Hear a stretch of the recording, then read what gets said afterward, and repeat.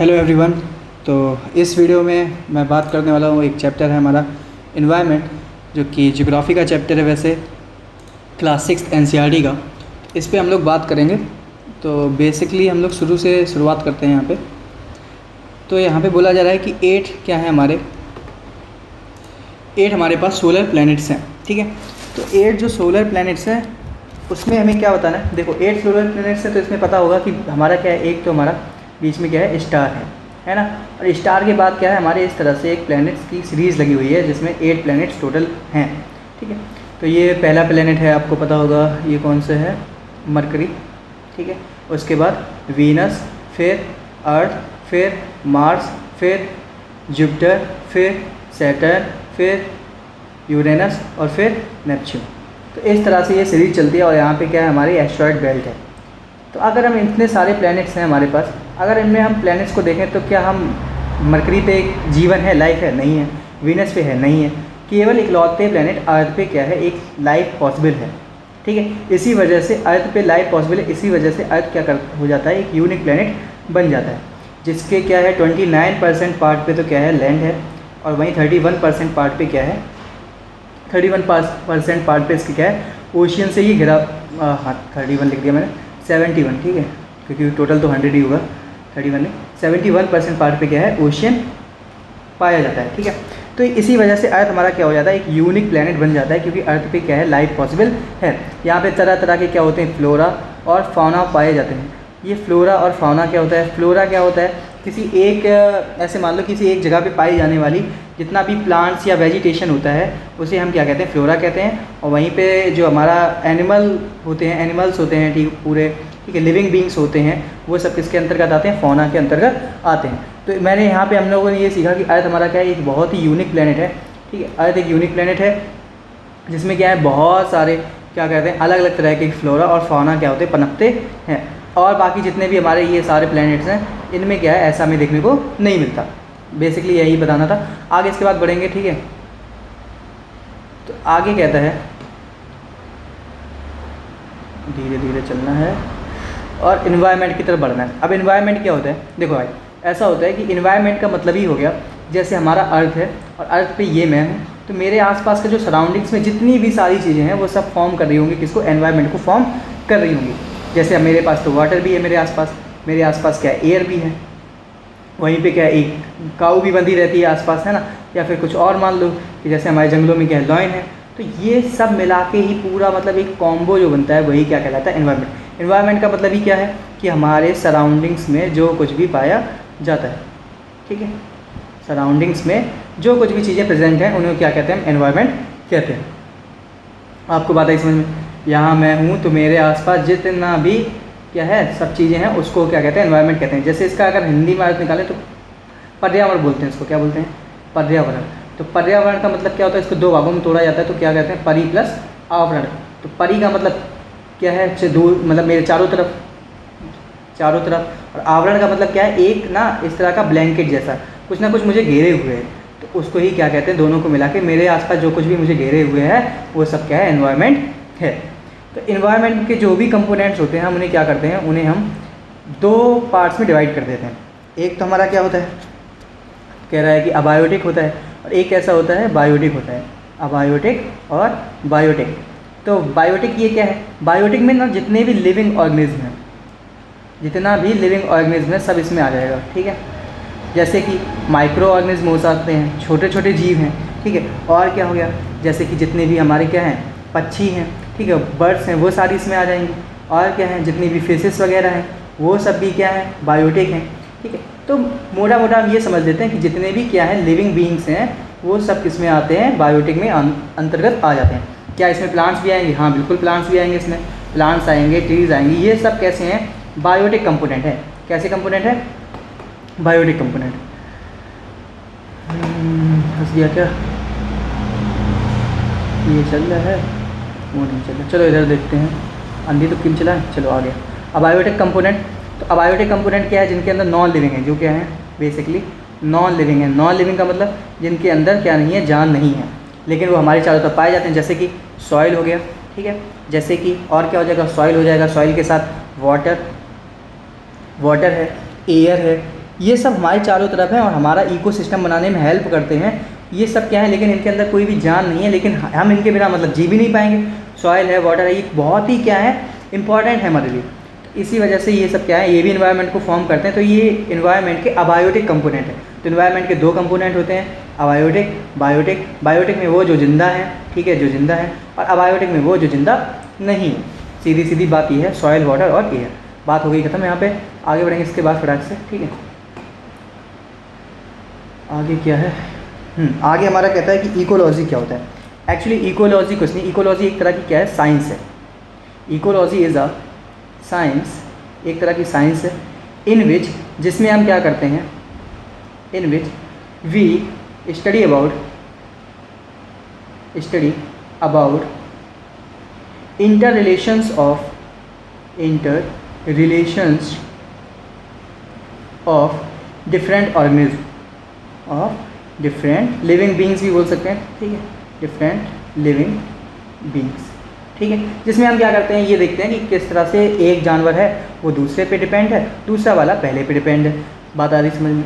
तो ये क्या होता है, इसके अंदर हमें ये पढ़ने को मिलता है। इकोलॉजी ही वो ऐसी मतलब साइंस की एक ऐसी ब्रांच है, ये बोल सकते हैं, जिसमें हम ये रिलेशन ही पढ़ते हैं, ठीक है।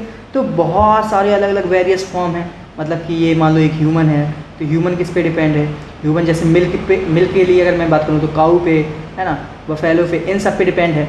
इसी तरह से अगर और चीज़ों की बात करें तो वो किसी और चीज़ पे डिपेंड है। वैसे ही ऑक्सीजन के लिए वो किस पे डिपेंड है, प्लांट्स पे डिपेंड है। सारे क्या हैं, सारे ही हमारे एनिमल्स किस पे डिपेंड है, प्लांट्स पे डिपेंड है। खाने के लिए भी हम प्लांट्स पे डिपेंड है। प्लांट्स क्या है, प्लांट्स मतलब कि वैसे तो सन पे डिपेंड है, ठीक है। प्लांट्स को वैसे कोई खास फर्क पड़ता नहीं अगर एनिमल्स ना हो, बस क्या है CO2 का कन्वर्जन करते रहते हैं, कौन मिलके, प्लांट्स और एनिमल्स एक दूसरे को सपोर्ट करते रहते हैं, ठीक है। अच्छा, और इसके साथ क्या है, वैसे जो एनिमल्स होते हैं वो इसको ह्यूमस वगैरह भी प्रोवाइड कराते हैं प्लांट्स को। चलो वो सब मैं नहीं बता रहा यहाँ। मेन मुद्दा ये है कि क्या हो गया, इकोलॉजी के अंदर हम बस केवल इसी साइंस को पढ़ते हैं, मतलब यही हमारी साइंस है। तो जिसमें हम क्या करते हैं, बीच में रिलेशंस को पढ़ते हैं, एक ऑर्गेनिज्म से दूसरे ऑर्गेनिज्म में किस तरह से क्या हो रखा है, आपस में वो डिपेंड हो रखे हैं, ठीक है, किस तरह से एक दूसरे पे डिपेंड होना है। तो यही हम इसके बीच अंतर्गत समझते हैं इकोलॉजी में, ठीक है। इसके बाद हम लोग आगे बढ़ेंगे। तो इसमें बस इतना ही याद करना, जो डेफिनेशन बताई थी बस वही एक बार देख लेना है। इकोलॉजी क्या है, एक साइंस है जिसमें हम क्या करते हैं, जो डिफरेंट हमारे ऑर्गेनिज्म होते हैं उनके बीच में जो इंटर रिलेशंस है, ठीक है, उनको हम बस स्टडी करते हैं किसमें, इकोलॉजी में। आई होप मैंने ये समझा दिया। फिर इसके बाद हम पढ़ते हैं डायनामिक एनवायरनमेंट क्या होता है। ये थोड़ा सा मतलब कि लेंथी है, थोड़ा इसको थोड़ा ध्यान देना है। देखो क्या है कुछ नहीं इसमें ये बोल रहा है कि जो फिजिकल ठीक है कंपोनेंट्स होते हैं और जो बायोलॉजिकल कंपोनेंट्स होते हैं। अब ये पूछोगे कि ये क्या होता है, ये तो बताया भी नहीं। तो देखो ऐसा है, कैसा है कि भैया जो अभी हमने पढ़े थे कौन से, सॉइल, वाटर और एयर, ये सब क्या है, ये सब ना अगर हम आयत के देखें तो आयत में क्या है, फिजिकली मौजूद है, पहले से ही आयत के ये सब क्या है, आयत को ही फॉर्म करने का काम करते हैं। तो जितने भी हम ऐसे बोल सकते हैं कि जितने भी हमारे क्या थे, अबायोटिक थे, वही सब फिजिकल कंपोनेंट होते हैं। बायोलॉजिकल के में कौन से आ जाते हैं, बायोटिक कंपोनेंट। कौन से कंपोनेंट आ जाते हैं, बायोटिक कंपोनेंट, ठीक है। तो यही था। तो होता क्या है कि जो बायोटिक वाले हैं वो अबायोटिक पे डिपेंड है और अबायोटिक वाले हैं वो बायोटिक पे डिपेंड है। कैसे कि जैसे कि मान लो प्लांट है, तो प्लांट किसके बिना नहीं काम कर पाएगा, प्लांट है, प्लांट किसके काम नहीं कर पाएगा, सॉइल के बिना नहीं काम कर पाएगा। फिर ठीक, और सॉइल जो है वो क्या हो जाएगी, उसका क्या हो जाएगा, प्लांट नहीं होंगे तो सॉइल भी क्या हो जाएगी, इरोड हो जाएगी, उसका इरोजन हो जाएगा। मतलब ये सॉइल जो प्लांट होता है उसकी जड़ें जो होती हैं वो क्या करे रहती हैं, सॉइल को जकड़े रहती हैं, उसे जाने नहीं देती। धीरे धीरे तो सॉइल इस तरह से क्या होती जाएगी, उस जगह से लैंड से हटती चली जाएगी अगर प्लांट ना हो, क्योंकि भाई पानी आएगा, पानी अपने साथ किसको बहा ले जाएगा, सॉइल को बहा ले जाएगा। यही सब क्या होता है कि सॉइल का अपनी जगह से कट जाना, यही क्या होता है, सॉइल इरोजन, ठीक है, सॉइल इरोजन होता है। तो हम मतलब ये यहाँ पे सीख रहे हैं कि यहाँ पे फिजिकल कंपोनेंट जो होता है और जो क्या होता है बायोलॉजिकल कंपोनेंट्स होते हैं वो क्या होते हैं, आपस में एक दूसरे पे क्या होते हैं, डिपेंड होते हैं। ये इस पे डिपेंड है और ये वाला इस पे डिपेंड है। तो इतनी बात समझ में आई। इसके बाद आगे बढ़ेंगे। आगे क्या कह रहा है फिर इसके बाद कि देखो ऐसा हुआ, चलो हम थोड़ा सा बना लेते हैं यहाँ पे। ये यहाँ पे क्या था, अफ्रीका था। इंडिया को ऐसा माना जाता है कि इंडिया जो था पहले वो किसका पार्ट था, जैसे ही मैं वीडियो बनाऊंगा मुझे पता था ये लड़ाई दंगा होने वाला है बाहर, इसको थोड़ा सा इग्नोर करो और यहाँ पे फोकस करो। तो अफ्रीका का ही इंडिया पार्ट हुआ करता था, और क्या हुआ, ये यहाँ से ऐसे ऐसे करके धीरे धीरे धीरे धीरे जैसे जैसे क्या हुआ, हमें पता है कि हमारे अर्थ के नीचे क्या पाई जाती हैं, 7 जो हैं वो मेजर प्लेट्स पाई जाती हैं, 7 मेजर प्लेट्स पाई जाती हैं, और कुछ हमारी क्या हैं, लगभग 13 माइनर प्लेट्स भी हैं, 13 माइनर प्लेट्स हैं। तो हो क्या रखा है कि जब ये धीरे धीरे यहाँ से टूटा ना, प्लेट्स में ऐसा भी होता है, मैं बता दूं कि प्लेट्स में क्या होता है, प्लेट्स ये मूवमेंट करती रहती हैं। क्यों मूवमेंट करती रहती हैं? क्योंकि नीचे क्या बनता है, कन्वेक्शनल नॉट कन्वेंशनल, ठीक है, इट्स कन्वेक्शनल करंट बनती है मैग्मा की। उस वजह से क्या होता है, ये प्लेट्स क्या करती हैं, एक जगह से दूसरी जगह मूव करती हैं। ये बताया था आर्थर ओम्स ने, उससे मैं लेना देना नहीं है। तो ये क्या हुआ, ये प्लेट धीरे धीरे धीरे धीरे आगे बढ़ी, इंडिया की प्लेट ये धीरे धीरे आगे बढ़ी, और ये इंडिया की प्लेट जाके किससे टकरा गई, ये टकरा गई जाके ऊपर की इंडियन प्लेट जो है वो ऊपर टकरा गई जाती यूरेशियन प्लेट से। और हुआ क्या, जब दो प्लेटें आपस में ऐसे टकराई, सोचो एक प्लेट यहाँ से आ रही, एक प्लेट यहाँ से आ रही, और दोनों टकराएंगी तो क्या होगा, इस तरह से एकदम ये प्लेट भी ऊपर उठ जाएगी और ये प्लेट भी ऊपर उठ जाएगी ऐसे करके, और दोनों ही क्या बना लेंगे, एक पहाड़ बना देंगी। इसी वजह से यहाँ पे क्या है, ऊंचे ऊंचे हमें देखने को मिलते हैं, क्या हिमालय देखने को मिलते हैं, ठीक है। इसी वजह से हमें ऊपर यहाँ पे क्या देखने को मिलते हैं, हिमालय देखने को मिलते हैं। हिमालय के 3 पार्ट होते हैं, वैसे होते तो 4 हैं, वो सब नहीं सीखना, मैं बताते चल रहे हैं, उसको सुनते जाओ केवल, ठीक है। तो यहाँ पे हिमालय बना, तो ये क्या हुआ, देख रहे हो किस तरह से एनवायरनमेंट में क्या हो रही है, फिजिकल चीज़ें जो है वो चेंज हुई जा रही हैं। पहले जहाँ पे एकदम समतल जगह थी, यहाँ पे पहले क्या था, ओशियन था। यहाँ पे पहले एक ओशियन पाया जाता था जिसको 33 ओशियन बोलते थे। क्या ओशियन बोलते थे, 33 महासागर, ठीक है। उसकी जगह पे अब देख लो, पहले महासागर था, अब क्या बन गया, हिमालय बन गया, पर्वत बन गए, पहाड़ देखने को मिल रहे। तो ये क्या हो रहा है, फिजिकल चेंज हो रहा है। तो हमारा इन्वायरमेंट कभी ऐसा नहीं होता कि एकदम फिक्स है, कि जैसे पृथ्वी मान लो कि आज के लगभग 100 लाख साल पहले अगर ऐसा था, ठीक है, तो आज भी ऐसा ही बना रहेगा, नहीं। ये चीज़ें क्या रहती हैं, धीरे धीरे जियोग्राफी जो होती है वो बदलती रहती है। आई बात समझ, इसी तरह से बताया जाता है, इसको रफ कर दे रहे हैं, ठीक है। तो जो इंडिया है, ऐसे करके एक रफली फिगर बना लेते हैं, ठीक है।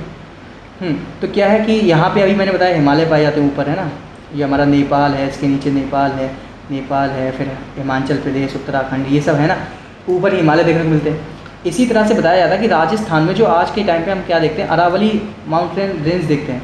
तो अरावली माउंटेन रेंज तो ऐसा बताया जाता है कि हिमालय से भी क्या थी, बहुत ऊंची ऊंची थी, लेकिन धीरे धीरे क्या हुआ, हवा की मार पड़ी, बेचारे पे पानी गिरा, ठीक है, केमिकल रिएक्शंस हुई और जानवरों का भी थोड़ा बहुत इस पर प्रभाव रहा।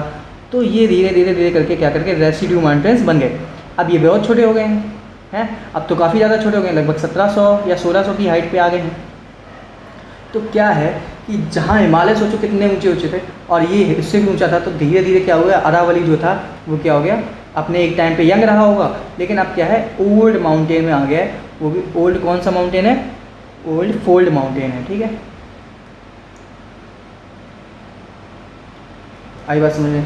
तो इस तरह से क्या होते हैं, जो पहाड़ हैं वो कभी कभार जहाँ पे समुद्र था वहाँ पहाड़ बन गए, जहाँ पहाड़ है वो घट गए, जो जहाँ पे पहाड़ नहीं थे वहाँ नए पहाड़ बन गए।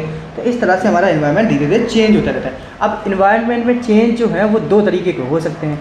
कौन कौन से 2 तरीके के हैं, जैसे ये प्लेट खिसक के आई होगी तो ये यार बहुत स्लो आई होगी, एकदम से थोड़ा ना एकदम आ गई होगी, एकदम जाड़ से वहाँ बैठी होगी, ऐसा नहीं हुआ होगा, बहुत धीरे धीरे धीरे धीरे कहीं टकरा।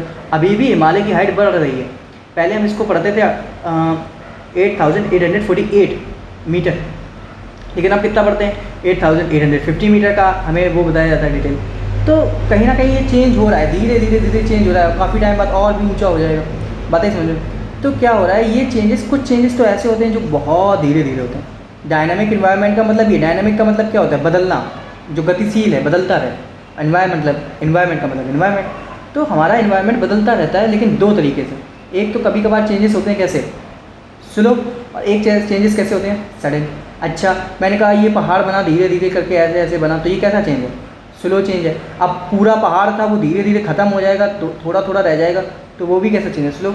लेकिन अगर मैं कह दूँ कि अर्थक्वेक आया और उससे क्या हो गया, अर्थक्वेक से काफ़ी सारी चीज़ें एकदम से मतलब दरार पड़ गई या प्लेटें इधर से उधर खिसक गई थोड़ी बहुत, तो उससे क्या हुआ, ये सडन चेंज है, अचानक से हुआ है, ठीक है, सडन चेंज है।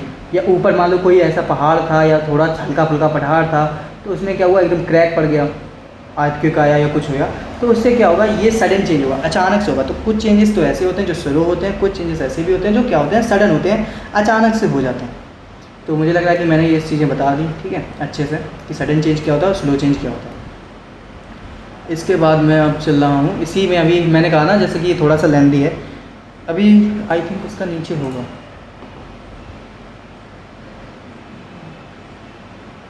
नहीं है, यहीं पे पढ़ना है। एक चीज़ और पढ़नी है यहाँ पे, मैं बताने जा रहा हूँ बायोस्फीयर रिजर्व के बारे में। ये बायोस्फीयर रिजर्व कहाँ से आ गया, बायोस्फीयर के बारे में, ठीक है। बायोस्फीयर क्या होता है, देखो हमारे अर्थ पे ना मेनली 4 तरह के क्या होते हैं, जोन पाए जाते हैं। कौन सा, पहला तो हम बोलते हैं लिथोस्फीयर। लिथोस्फीयर में ये मान लो कि जितने भी जो ज़मीन वाला हिस्सा है, जैसे कि मैं कह दूँ पहाड़, मैंने कह दिया प्लेट्यू, ठीक है, पठार, माउंटेन बोला, प्लेट्यू बोला, या मैंने लैंड बोल दिया, ठीक है, लैंड पार्ट ज़मीन वाले, ठीक है, बीच बोल दिया, जो बीच है, फिर यहाँ पे आइलैंड बोल दिया, ठीक है। तो ये सब किसके पार्ट हैं, लिथोस्फीयर, ये सब ज़मीन वाले। अब अगर मैं वाटर वाले बात करूँ तो वाटर वाले कौन से, उनको क्या बोला था, हाइड्रोस्फीयर। हाइड्रोस्फीयर, तो हाइड्रोस्फीयर में क्या हो गई, नदियाँ आ गई, ओशियंस आ गए, ठीक है, सीज आ गए, बे, ठीक है, गल्फ, ये सब किसके पार्ट हैं, वो हाइड्रोस्फीयर के। अब एटमॉस्फेयर में, एटमॉस्फेयर के भी अपनी अलग अलग लेयर्स हैं, तो मतलब जितना भी विंड वाला है वो सब एटमॉस्फेयर में। तो क्या पूरे लिथोस्फीयर में हिमालय की सबसे चोटी पे भी क्या जानवर पाए जाते होंगे, यहाँ पे सबसे टॉप पे नहीं ना, लेकिन जो हमारी ज़मीन वाला भाग है, लैंड वाला पार्ट है, वहाँ पे तो 2 ही लोग फंसे हैं। तो क्या है, लिथोस्फीयर में हर जगह लिविंग ऑर्गेनिज्म नहीं, हाइड्रोस्फीयर में हर जगह लिविंग ऑर्गेनिज्म नहीं, ठीक है, ऐसे एटमॉस्फेयर में भी नहीं। तो कुछ इन सब में कुछ कॉमन जगह है, कुछ ऐसी जगह कॉमन है जो क्या करती है, लिविंग ऑर्गेनिज्म की लाइफ को सपोर्ट करती है। और वो वाला स्फीयर, या फिर ऐसे बोल दो वो वाला जोन क्या कहलाता है, बायोस्फीयर कहलाता है। आई बात समझ में, मुझे लग रहा है कि मैंने समझाया तो ठीक है। देखो ये लिथोस्फीयर, ऐसे समझ लो, ये लिथोस्फीयर है, ये क्या है, हाइड्रोस्फीयर है, और ये क्या है, एटमॉस्फेयर। तो इसके बीच में सबके में ना जो कॉमन आ जाएगा, जहाँ जहाँ पे जानवर रहते होंगे या फिर लिविंग ऑर्गेनिज्म क्या होगी, उनकी लाइफ को सपोर्ट किया जाता होगा, केवल ऐसा जो क्षेत्र होता है, ऐसे जोन को हम क्या कहते हैं, बायोस्फीयर बोलते हैं, बाकी और कुछ नहीं, ठीक है। तो biosphere is a zone where in which life is supported by this zone, ऐसे बोल सकते हो, ठीक है, लाइफ इज सपोर्टेड, ठीक है। तो इसकी डेफिनेशन जो भी होगी तुम्हारी बुक में वो तो लिखी ही होगी। मैंने जो मुद्दा था वो मैंने समझाया कि लिथोस्फीयर में सारा ज़मीन वाला, हाइड्रोस्फीयर में सारा वाटर वाला, एटमॉस्फेयर में सारा हवा वाला सिस्टम। लेकिन इन सब में कुछ ऐसी जगह होगी, कॉमन जगह होगी, सॉरी, जहाँ पे क्या होगा, बायोस्फीयर, मतलब कि जहाँ पे लाइफ क्या होगी, लाइफ को सपोर्ट किया जाता होगा, उस जोन को हम क्या बोलते हैं, उसी जोन को हम क्या बोलते हैं, बायोस्फीयर बोलते हैं, ठीक है। तो आई होप कि आपको समझ में आया। अब इसके बाद आगे चलते हैं, ठीक है। तो फिर आगे कहता है कि मैन एंड एनवायरनमेंट, इसके बारे में पढ़ना है। तो अब मैन ने क्या किया, मैन ने मतलब कि इसमें सब कुछ ना ज़्यादातर चीज़ें नेगेटिव ही लिखनी पड़ेंगी। अगर मैन और एनवायरनमेंट का क्या रोल है, तो भाई मैन बढ़ते जा रहे हैं, पहले 2 थे, 4 हो गए, 8 हो गए, अब क्या हो गए 140 करोड़, तो इंडिया हो गए। तो हुआ क्या है, धीरे धीरे पॉपुलेशन बढ़ी है। अब पॉपुलेशन बढ़ी है, पहले इतने में 2 लोग रहते थे आराम से, अब हो गए हैं 8 लाख लोग। अब क्या चाहते हैं, एक और कमरा चाहते हैं, लेकिन बगल वाले कमरे में क्या लगे, वहाँ पे पेड़ लगे थे। तो उन्होंने कहा ऐसा है, पेड़ काटो, हमें जगह दो। तो यही सेम सिस्टम हुआ कि पूरे कंट्री में बहुत सारे पेड़ लगे थे, जगह जगह लगे थे। तो लोगों ने कहा हमें खेती करनी है, कल्टीवेशन करना है, तो कल्टीवेशन करना है तो ज़मीन चाहिए, तो ज़मीन के कहाँ से लाएँ, तो पेड़ काट दो, ठीक है। उन्होंने कहा कि अच्छा एक काम करना है, घर बनाया, घर में फर्नीचर लगाना है, फर्नीचर करना है, तो उसके लिए बढ़िया लकड़ी चाहिए, क्या करेंगे, पेड़ काट दो। फिर इसके बाद और क्या किया, ठीक है, इसे तो हो गया। मुझे मॉल बनाना है, कंपनीज इस्टेब्लिश करनी है कई सारी, तो क्या करेंगे, जंगल साफ़ कर दो, पेड़ काट दो। तो मतलब कई सारे ऐसे रीजन्स निकल के आए हैं जिससे लगातार ह्यूमन क्या कर रहा है, एनवायरनमेंट को नुकसान पहुंचाता चला जा रहा है, ठीक है। शुरुआत की बात करें अगर हम पुराने टाइम की, ठीक है, पुराने टाइम पे क्या था, पुराने टाइम पे हमारा बेचारा जो मैन था वो बहुत प्यारा था, मतलब एक हंटर हुआ करता था और गैदरर हुआ करता था। हंटर का मतलब क्या होता है, गैदरर, हंटर का मतलब क्या होता है कि वो बस केवल जानवर जाते थे, उनको मारता था, खा लेता था। गैदर का मतलब वो चीज़ें को इकट्ठा कर लिया करता था, ठीक है, जैसे फल फ्रूट हैं, इन सबको इकट्ठा किया करता था, प्रकृति के साथ रहता था, प्रकृति को काटता वाटता नहीं था। लेकिन धीरे धीरे पॉपुलेशन बढ़ गई, एक ये बड़ी बात होगी ना, पहले 2 थे, अब क्या हो गए 140। तो अब क्या होगा, अब क्या कहा इन्होंने कि इनको जगह चाहिए, तो इन्होंने क्या करना शुरू कर दिया, डिफॉरेस्टेशन शुरू कर दिया। डिफॉरेस्टेशन पूछा जाएगा, डिफॉरेस्टेशन क्या होता है, तो हमें याद रखना है कि जो डिफॉरेस्टेशन है, ठीक है, ये डिफॉरेस्टेशन, तो ये क्या है, बस पेड़ों को काटना, पेड़ों की अंधाधुंध कटाई को ही क्या कहते हैं, ये पेड़ हैं उनको काट दिया, तो यही क्या है, जंगल के जंगल ख़त्म किए दे रहे हैं, यही डिफॉरेस्टेशन है। ठीक है, तो डिफॉरेस्टेशन समझ गए। इसके बाद क्या होता है कि इसके साथ हम यही नहीं माने, हमने पेड़ों को ही नहीं, हमने कहा पेड़ पे, अच्छा जब हम जंगल में गए तो जंगल में हमें लॉयन भी दिखा, लॉयन दिखा, लॉयन के साथ क्या दिखा, एलिफेंट दिखा। हमने कहा ये लोग क्या कर रहे हैं, ये बेचारे जंगल तो कट जाएंगे, ये लोग कहाँ जाएंगे, तो हमने कहा एक काम करो, इनको भी मार दो। तो हमने क्या किया, एलिफेंट को भी मार दिया, लॉयन को भी मार दिया। क्यों मार दिया, क्योंकि हमें उनकी स्किन चाहिए, स्किन से क्या करेंगे, जैकेट बनाएंगे, वो ज़्यादा शो ऑफ करना है ना। और इसके बाद क्या करता, इसके बाद हम यही नहीं माने, फिर हमने कहा इनका मीट के लिए मारने लगे जानवरों को, एलिफेंट के तीर के लिए मारने लगे। मतलब कि हमने कुछ भी नहीं छोड़ा, जो ह्यूमन है उसने पेड़ों को भी काटा और वाइल्ड लाइफ को भी बहुत नुकसान पहुंचाया। अब उल्टा सिस्टम क्या हुआ कि होता ये है कि जब कर्मा वाला वो रोल होता है ना, कर्म कि जैसा करोगे वैसा भरोगे, तो वही हुआ, हमने किया, अब हमें भुगतना है। कैसे हुआ ये कि जब हम पेड़ों को काट देते हैं, क्या करते हैं, पेड़ों को काट देते हैं, तो पेड़ भैया दो तरह की प्रोसेस करते हैं। एक तो प्रोसेस होती है फोटोसिंथेसिस, और एक होती है कौन सी, रेस्पिरेशन। अब फोटोसिंथेसिस में ये लोग क्या करते हैं, ऑक्सीजन गैस को छोड़ते हैं, और रेस्पिरेशन में क्या होते हैं, CO2 गैस को छोड़ते हैं। अब पेड़ होता ऐसा है कि O2 ज़्यादा छोड़ते हैं और CO2 थोड़ी कम छोड़ते हैं, छोड़ते तो CO2 भी है लेकिन ऑक्सीजन ज़्यादा छोड़ते हैं।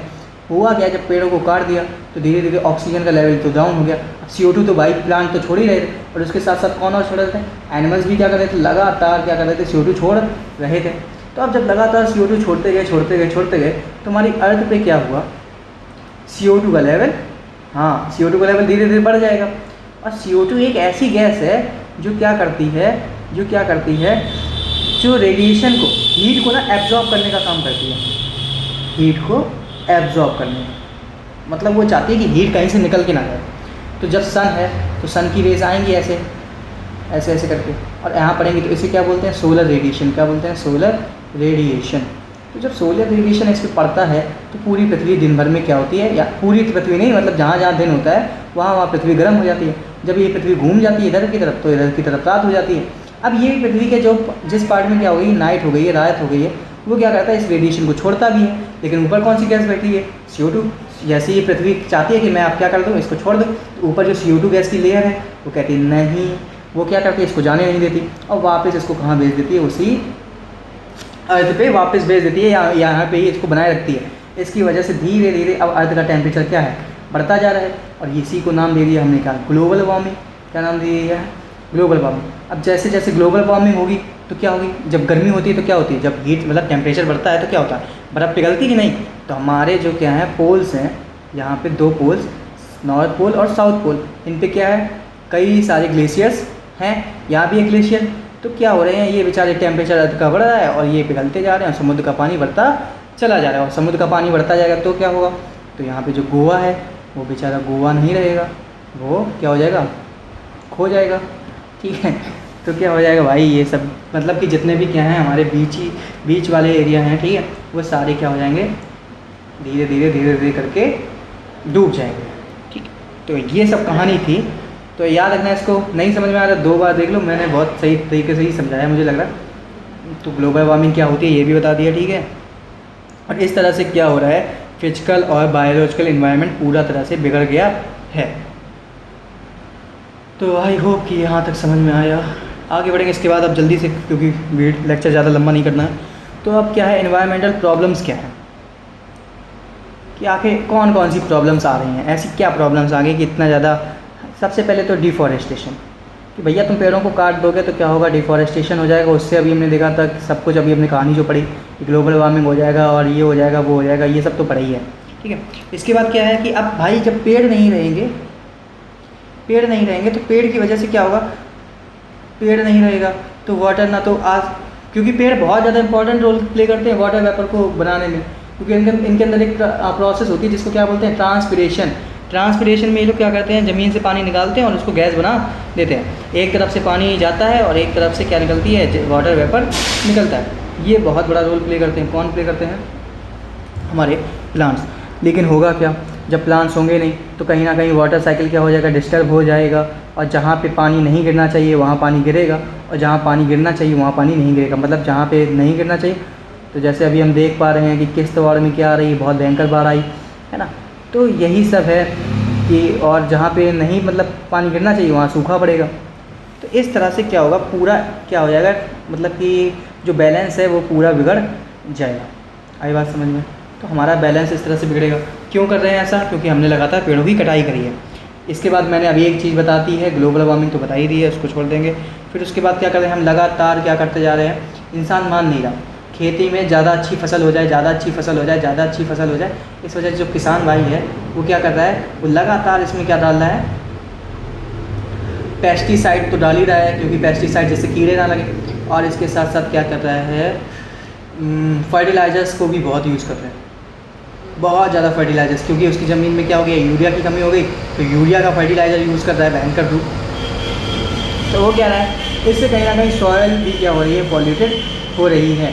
सॉइल पॉल्यूटेड हो रही है, वो क्या होती है, जब सॉइल पॉल्यूटेड होती है तो हमारे क्या होते हैं, जो प्लांट्स आ रहे हैं उनके ग्रेन्स में भी क्या हो रही है, कहीं ना कहीं उनमें भी अलग, प्लांट्स में भी अलग अलग तरह की डिसीज़ हो रही हैं। फिर उनके लिए अलग दवाई पड़ती है, फिर प्लांट्स पूरी तरह से क्या हो जाता है, बेकार हो जाता है। फिर उसी को जानवर खाते हैं, हम लोग खाते हैं। तो ये इस तरह से पूरा क्या होकर रखा है, सारा सिस्टम तबाह हो रखा है।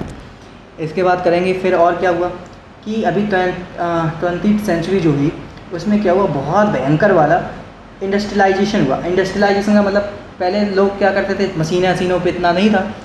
जैसे कि अगर हम मान लो कपड़े की बात करें तो कपड़े हाथ से बुने जाते थे। लेकिन जैसे ही इंग्लैंड में क्या हुआ, इंडस्ट्रियलाइजेशन आया, वहाँ तो लगभग 19th सेंचुरी में आ चुका था। तो क्या हो रहा है, लगा बहुत सारी मशीनें लगाई, बहुत सारी मशीनें, यहाँ मशीन, वहाँ मशीन, ये मशीन, वो मशीन, पेप्सी बनाने की अलग मशीन, कहीं इसकी मशीन, कहीं उसकी मशीन, ऐसे करके जाने कितनी मशीनें बना दी गई। अब इनसे हो क्या रहा है, लगातार ये मशीनें क्या करती हैं, ये कंपनीज़ हैं, लगातार क्या करती हैं, काफ़ी सारा पॉल्यूशन करती हैं। कैसे पॉल्यूशन करती हैं, जैसे धुआं निकलेगा तो धुआं से एयर पॉल्यूशन, गंदा पानी किस में छोड़ देंगे, रिवर में छोड़ देंगे तो वाटर पॉल्यूशन, शोर मचाएंगे अलग, नॉइज़ पॉल्यूशन। तो मतलब बहुत ज़्यादा पॉल्यूशन करते हैं, जैसे जैसे क्या हुआ है, इंडस्ट्रियलाइजेशन हुआ है। तो ये भी क्या है, एक एनवायरमेंटल प्रॉब्लम है जो हमें देखने को मिलती है। इसके बाद आगे बढ़ेंगे, तो फिर ये तो बता दिया सब कुछ, तो यहाँ पे अब और कुछ रह नहीं गया है, ठीक है। तो CO2 तो मैंने बता ही दिया कि CO2 कैसे बढ़ेगी, जब हम प्लांट्स को लगातार काटते जाएंगे, ठीक है। और हम लगातार देखो कंपनी वगैरह चला ही रहे हैं, तो इनसे भी बहुत सारी हानिकारक गैसें ही निकलती हैं, उनमें CO2 भी एक मेजर गैस है। जैसे हमने धुआं जलाया तो धुआं से भी CO2, तो CO2 बढ़ने के मतलब 1000 रीज़न है, कम होने का केवल एक ही 2 रीज़न है। जैसे प्लांट्स इसको कम करते हैं और उन्हें भी हम क्या करते जा रहे हैं, ख़त्म करते चले जा रहे हैं। तो इस वजह से क्या हो रहा है, दिक्कत हो रही है। आगे बढ़ेंगे, इसके बाद आगे एक ही चीज़ रह गई है, बायोडाइवर्सिटी। बायोडाइवर्सिटी को समझ लेते हैं और ये चैप्टर खत्म हो जाएगा। बायोडाइवर्सिटी का मतलब ही क्या है, बायो का मतलब होता है जीव जंतु, डाइवर्सिटी का मतलब अलग अलग। तो हम देखते हैं कि हमारी अर्थ पे बहुत अलग अलग तरह की क्या पाए जाते हैं, जीव जंतु, पेड़ पौधे पाए जाते हैं। इसी को क्या कहते हैं, बायोडाइवर्सिटी बोलते हैं। कि क्या है, एक बहुत बड़ी रेंज है, किसकी रेंज है, रेंज ऑफ स्पीसीज़ है, ठीक है। स्पीसीज़ की एक बहुत बड़ी रेंज है। जैसे अगर हम बात करें प्लांट्स में कितनी रेंज है, तो 3.5 मिलियन लगभग स्पीसीज़ हैं, किसकी, 3.5 मिलियन स्पीसीज़ हैं, किसकी, लगभग प्लांट्स की। प्लांट्स की सोचो इतनी सारी स्पीसीज़ हैं। और वहीं पे अगर हम बात करें कि अगर हमारे जानवरों की कितनी स्पीसीज़ हैं, लगभग 11 मिलियन स्पीसीज़ हैं, किसकी, हमारे, अटक गया क्या, हाँ, एनिमल्स की, ठीक है। इतनी सारी इनकी स्पीसीज़ हैं। तो क्या होता जा रहा है कि इस तरह से यहाँ पे अगर क्या होता रहेगा इन्वायरमेंट में, अगर इन्वायरमेंट में इसी तरह से क्या होता रहेगा, अगर हम उसको नुकसान पहुँचाते जाएंगे तो क्या होगा, जैसे फॉरेस्ट काटते रहेंगे या फिर कुछ भी उससे नुकसान पहुँचाएंगे, ऐसे अगर हम पानी को ही लगातार पॉल्यूटेड करते रहेंगे तो उसके अंदर की जो स्पीसीज़ हैं, ये अलग अलग स्पीसीज़ हैं। और हमें पता है कि सारे लोग एक दूसरे पे क्या है, डिपेंड करते हैं, है ना, सभी एक दूसरे पे डिपेंड करते हैं। तो अगर हम किसी भी इस तरह से नुकसान पहुँचाएंगे पर्यावरण को, इन्वायरमेंट को, धीरे धीरे स्पीसीज़ भी क्या होती जाएंगी, ख़त्म होती चली जाएंगी। और जब ये एक्सटिंक्ट हो जाएंगी तो क्या होगा, उस तरह से फिर क्या होगा, धीरे धीरे धीरे धीरे करके बायोडाइवर्सिटी तो मतलब ख़त्म हो ही रही है, धीरे धीरे इस तरह से ख़त्म हो जाएगी। और क्या होगा, फिर ह्यूमन्स क्या हो जाएंगे, धीरे धीरे ह्यूमन भी एक्सटिंक्ट की कगार पे पहुंच जाएंगे, है ना। अगर ये बायोडाइवर्सिटी क्या हो जाती है, पूरी तरह से ख़त्म हो जाती है, तो इससे पहले ही हमें क्या करने पड़ेंगे, कुछ ऐसे सॉल्यूशंस को क्या करना पड़ेगा, अपनाना पड़ेगा, जिससे क्या होगा, ज़्यादा से ज़्यादा हम बायोडाइवर्सिटी को बचा के रखें। इसके लिए हमने देखा भी है कि हमारे आसपास क्या चलते हैं, मतलब कि कई सारे हमारे देश में नेशनल पार्क बनाए गए हैं, बहुत सारे नेशनल पार्क हैं। और इसके साथ हमारे देश में क्या है, बहुत सारे क्या बोलें, बायोस्फीयर रिज़र्व हैं, बायोस्फीयर रिज़र्व में बहुत सारे। और इसी के साथ साथ क्या है, wild life sanctuary, bird sanctuary, इस तरह की चीज़ें बनाई गई हैं जिससे हम क्या कर पाएँ, अपनी बायोडाइवर्सिटी को बचा के रख पाएँ। ठीक है, तो ये आज के लिए इतना ही था इस लेक्चर में। तो इस तरह से हम लोगों ने पहला चैप्टर ये कंप्लीट कर लिया है। ठीक है, तो फिर आगे हम लोगों का जो अगला टॉपिक होगा वो होगा लिथोस्फीयर, कि ये लिथोस्फीयर क्या होता है। ठीक है, तब तक के लिए थैंक यू, कनेक्ट रहिए और लाइक शेयर एंड सब्सक्राइब कर दीजिए। धन्यवाद।